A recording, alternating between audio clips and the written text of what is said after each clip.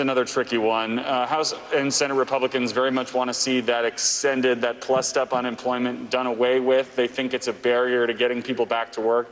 Democrats would like to keep it at the level that it's at right now. What we may end up with is something Garrett, of a Goldilocks option here. I'm so sorry to interrupt you, but here comes Joe Biden. He's talking about the economy again and caregivers. We're going to listen in. Chairman Colwick, Senator, for hosting us tonight.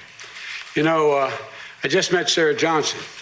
I thought I saw Sarah somewhere in here, but she has her 3-year-old son, Noah, who's a student here. She said this program does wonders, helping Noah learn his letters and numbers and socialize with other kids and understand his emotions and develop his personality. And I met him. He's what a bright, cute young man. But like so many parents, she's worried. She's worried about her job as a dental assistant and notching changes in what she has to do to make things work. She's noticing changes in Noah's behavior since he hasn't been in school since March. As a matter of fact, he said to the principal, "Where's my teacher? Can I stay here and play?" As we were in his classroom. And she's had to learn or lean on her parents, which many people have to do to help her get through it. And it's really tough. But parents like Sarah in places like this center and the caregivers and educators who work here also give me a great deal of hope. You know, reinforcing my absolute determination that I've been pushing for over 2 years to triple the amount of money for Title I schools in those districts like this one, where every child in Title I district is able to have the benefits of an education at 3 and 4 years of age. That's why I couldn't think of a better place to talk about the third plank of my Build Back Better plan for the economy. This is about easing the squeeze on working families who are raising their kids and caring for aged loved ones at the same time, sometimes separately, but many times together. And it's about creating jobs with better pay and career pathways for caregivers and showing them that dignity and respect that they deserve. But I know it's hard. I know it's hard to think of a future when you're just trying to get through the crisis at hand. I know that the case of child care facilities across the nation is dire. People are looking for help desperately. And they've had to close their doors and lay off staff. And they're not getting the protective equipment they need to reopen. And the virus hotspots where they exist, and they exist all over the nation, they can't reopen at all. And we're in a child care emergency. And it didn't have to be this way. That's why I'm calling on the president to get the facilities and the resources and the equipment that are needed and get them to them now. Enough. Each day, the pandemic death toll grows. Each day, in some states, more people test positive than the day before. And each day, too many American workers are still out of work and losing hope. It's been reported by the president's staff that the president is, quote, not really working this anymore. He doesn't want to be distracted by it. Doesn't want to be distracted by it. His own staff admits that Donald Trump fails the most important test of being an American president, the duty to care for you, for all of us. You know, it's also been reported that he'll block any funding for more testing and tracing in the next COVID relief bill, which is being discussed right now on the floor of the United States Congress. Just as states report record cases and hospitalizations and deaths continue to rise, this man simply doesn't understand. He can't deal with our economic crisis without serving and saving and solving the public health crisis. For all his bluster about his expertise on the economy, he's unable to explain how it will actually help working families hit the hardest. You know, he's quit on you, and he's quit on this country. But this election is not just about him. It's about us. It's about you. It's about what we'll do, what a president's supposed to do. The president's supposed to care, to lead, to take responsibility, to never give up, That's what presidents are supposed to do. Over the last 2 weeks, I've shared my agenda for economic recovery. I call it Build Back Better, because we can't just build back to the way things were before. We have to do it better. And the first plank of my Build Back Better plan rejects the defeatist view that automation and globalization mean we can't assure American workers lead to a future made in America. Made in America. The second plank helps us outcompete the rest of the world and tackle climate change. I'll put millions of Americans to work in good union jobs, modernizing our infrastructure, while building a clean energy future, increasing jobs. Today, I'm outlining the third plank of my Build Back Better program, mobilizing a 21st century care and elderly childhood education workforce to deal with the caregiving crisis, and it's a crisis in this country. If we truly want to reward work in this country, we have to ease the financial burden of care that families are carrying. We have to elevate the compensation of those providing the care, the benefits and dignity of caregiving workers and early childhood educators. Even before the pandemic, millions of working families are faced with enormous financial and personal strains trying to raise their kids and care for their parents or loved ones who are living with disabilities. This is the so-called sandwich generation. Includes everyone from an 18-year-old daughter caring for a mom who suddenly gets sick to a 40-year-old dad raising his child and caring for his own aging parents. The joy and love are always there. But it's hard. I know it's hard. It's really, really hard. Families are squeezed emotionally and financially. They need help, but too often they can't afford it. And the professional caregivers out there, the home health care workers, child care workers, or more often women of color and immigrants, are too often underpaid, unseen, and undervalued. The pandemic hits and squeezes and tightens on everybody. Nursing homes have been hit hard. If you're a frontline worker, you struggle to find safe childcare for your kids. Others of you have become unexpected 24/7 caregivers, trying to keep your children safe and learning while you continue to work remotely from home. If you had to put your career on hold indefinitely or seen your hours cut or your job lost, the confusion over school reopening only makes things worse. You know, in the last few months has only underscored how vital it is for families and older Americans to have more home care and community care choices that fit their real needs. You know, we're trapped in a caregiving crisis, within an economic crisis, within a healthcare crisis. You're doing everything you can, but this president is not. If I'm your president, here's what I would do. First, let's start by caring for aging relatives and loved ones with disabilities, helping them live independently. Here's an example. Right now, there are 800,000 people who are eligible for home and community care through Medicaid, who've already signed up for it. But they're waiting for a phone call back. For some, the wait is 5 years. 5 years. My plan makes a bold investment so states can clear the waiting list. To make sure we ease the financial burden for more families going forward, we have to make long-term federal investments. We'll have a major innovation fund that allows states to test and expand successful ways to improve home and community care and increase prevention and reduce the cost of hospitalization. Think of expanded vital services like rides to appointments, meals, day programs for seniors, making their homes safer for them. It builds on an innovative and creative provision under the Affordable Care Act, the very program the president ceaselessly is trying to gut. For example, There's a pilot program now in 27 cities in 16 states where a nurse, an occupational therapist, and a handyman come to the home that's caring for an aging family member. They might not be able to cure mom's Alzheimer's, but they can make sure she doesn't break her hip. So they walk through the house. This is what's going on now.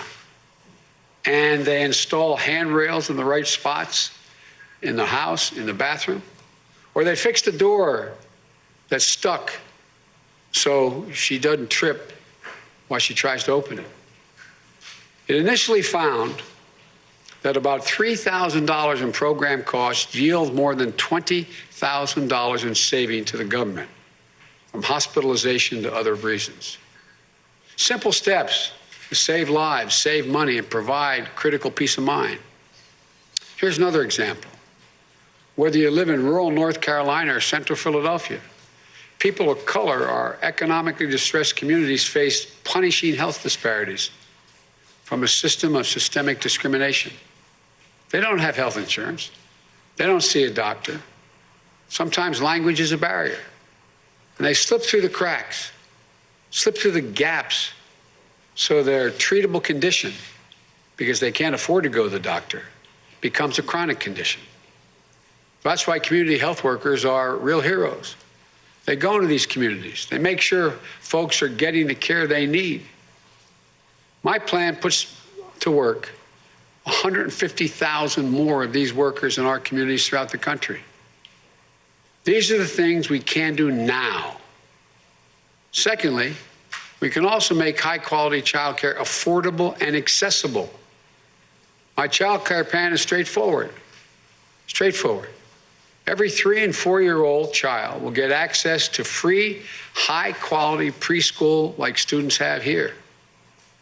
And low and middle-income families won't spend more than 7% of their income on child care for children under the age of 5. The most hard-pressed working families won't have to spend a dime. Here's how it works. They can either decide to get up to an $8,000 tax credit for child care. For a middle-class family with a couple of young kids spending $300 a week on child care, that means an annual savings of $8,000 in their pocket because it's a tax credit. It means everything for working families living paycheck to paycheck. Or the federal government would send funding to states, which then work with child care providers to cover the cost for working families with young children. Over 7% of their income would not have to be spent. So say both parents are working and need child care.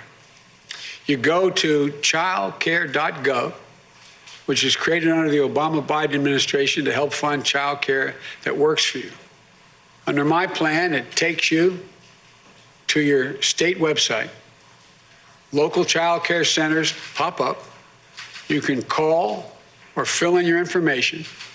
You apply to which one you want to go to. The state then sends you a letter saying you're approved and lays out the amount you're going to pay. The state sends that information to the child care provider, and then the state reimburses the child care center on the back end. You just pay what you're supposed to pay. Not a dime for some working families and no more than 7% for anyone else. You can do that. This would save families thousands of dollars, but more importantly, give them peace of mind. And there's other common sense steps we can take, like expanding tax credits for businesses to build child care facilities on site. So you can go to work with your child, put them in a child care center that the company got money for, a tax credit for building, supporting more and more and giving peace of mind to a family. And when you're finished work, take that child home. Supporting more aftercare, weekend and summer cares for programs for families. Third, we expand access to caregiving. We need to pay and support caregivers beyond what they are now. They're doing God's work, but home health workers aren't paid much. They have few benefits. 40% are still on SNAP or Medicaid. So my plan is direct. It gives caregivers and early childhood educators much needed raise. No one should have to work more than one job to make ends meet. Under my health care plan that defends and expands Obamacare, there'll be more affordable health insurance. I'll make sure these workers have an effective way to unionize and collectively bargain and protect their rights and earn benefits. This plan will help workers, especially those without a college degree, help them gain new skills in good-paying industries like healthcare, and provides new pathways to advance their careers. For example, a home healthcare worker can have access to training needed to become an EMT or a nurse or physician's assistant or even a doctor. Or the early childhood educator can receive coaching to keep delivering high-quality learning experience. We can do this. The bottom line is that a mobilized caregiving and early education workforce would save families time and money, get their loved ones the care and early childhood education they need, and put more people to work, allowing husbands and wives to go back to work and providing many people the opportunity to get a job that's a decent job, caring. It keeps seniors in their homes. It's a triple win if they choose that. It recognizes the realities facing modern families and provides them the much-needed economic support in the middle of a pandemic. Just imagine, if we can put 3 million Americans to work in new care and early childhood education, and combined with my proposal to provide families with up to 12 weeks of paid family leave and medical leave, we can free up millions more people to join the paid labor force, increasing economic growth, meaning at least 2 million additional jobs, more economic growth for the nation. This is a fresh, bold way to build a critical part of the labor force and help us recover faster and stronger. We usually talk about jobs packages. There's a big push on shovel-ready jobs. I'm the guy, as you may remember, managed the Recovery Act of $800+ billion. We always focused on shovel-ready jobs, what we could do immediately to get the money out in communities. But that's what care jobs are. They are shovel-ready. The workers are ready now. These jobs can be filled now, allowing millions of people, primarily women, to get back to work now, increasing the growth in the GDP and family income. That's the right thing to do for our families and our most essential workers. And it's a smart thing to do for our economy. Today, millions of our people can't fully pursue the jobs and careers they dream of due to the caregiving squeeze.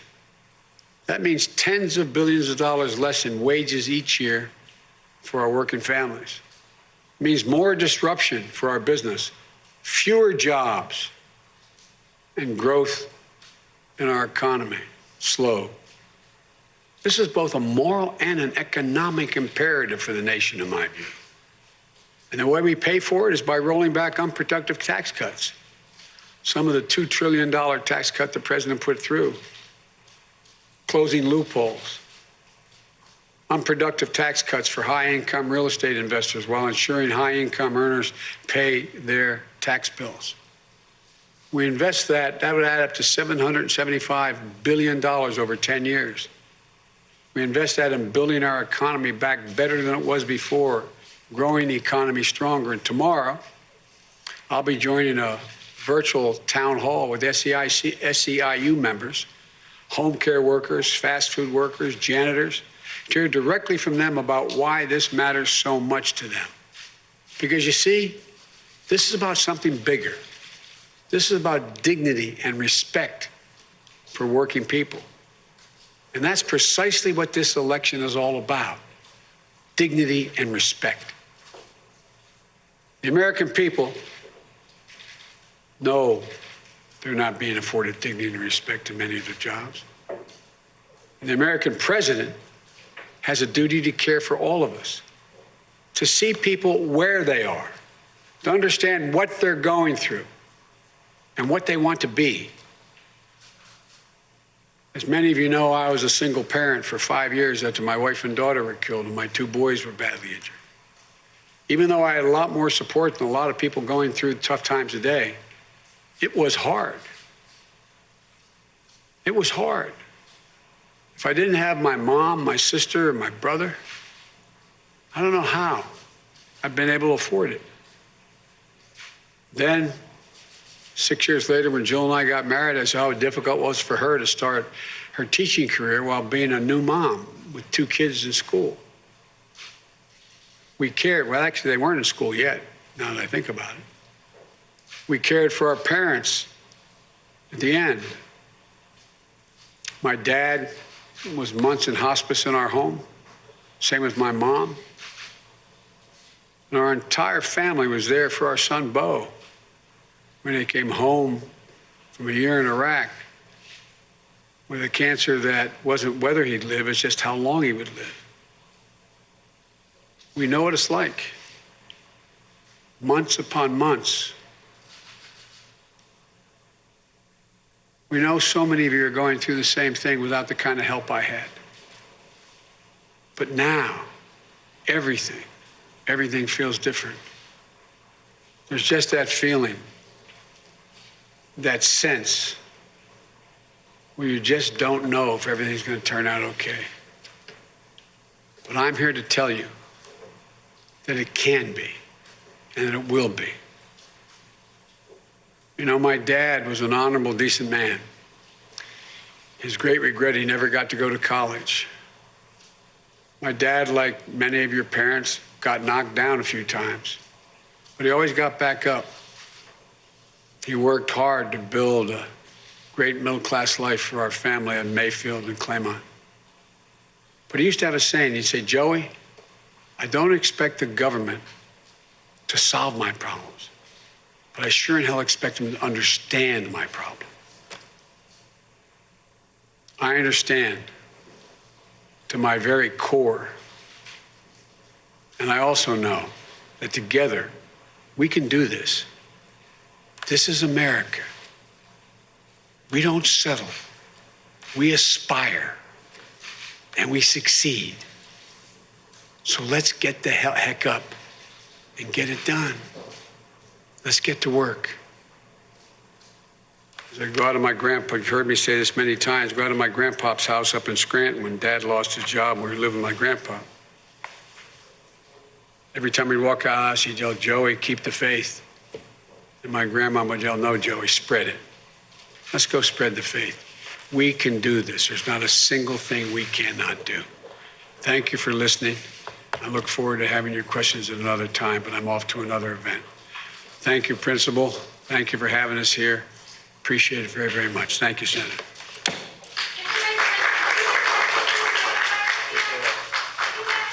That was the former Vice President and presumptive Democratic nominee Joe Biden laying out his plan for family care. When you think about it, not just child care, but dealing with what is happening to a lot of the, as he described it, those that are sandwiched in there with both child care issues and parental care issues. Joining us from the site of the speech in Newcastle, Delaware, is NBC News correspondent Mike Memoli. And Mike, listening to the last few minutes of the speech in particular, you know, you talk to our pollsters and they'll tell you, you know, there's one of these questions that we throw out there. Which one of these candidates cares about people like me, right? It's one of these standard phrases.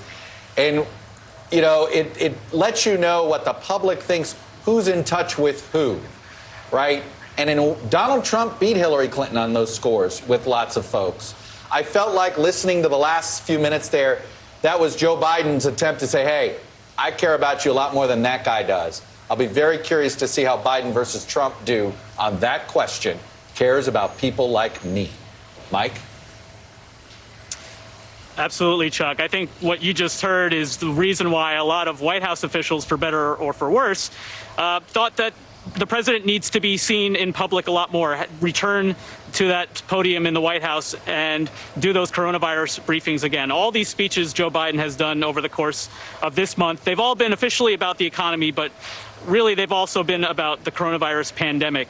And think about all the very real concerns a lot of Americans have, especially as we think about the return to school. There are people who may have to go back to work, but they don't know if their children are. So that was the rationale behind his speech today, his remarks on what he called the caregiving crisis. But to the point you make, Chuck, as I was listening to the end of that speech and his line about my father used to say, I don't expect government to solve all my problems, but to understand them, he used that exact story in a conversation I had with him in his West Wing office as vice president just a few weeks after Hillary Clinton lost to Donald Trump. And his frustration about the way she ran her campaign was that Democrats, in his view, were so confident that everyone knew they were right on the issues that they didn't need to translate them to the ordinary working class voters that Joe Biden has always considered his base. And so you heard that in this speech this week. You heard it last week when he talked about environmental infrastructure plan.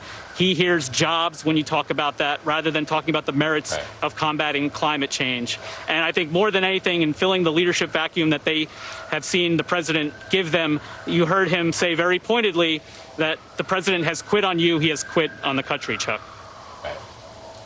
Yeah, no, I took the first part of the remarks as an attempt to goad President Trump to later today respond to him on the virus. Anyway, Mike Memoli on the ground for us covering the Biden campaign. Mike, thank you. And Katie, over to you.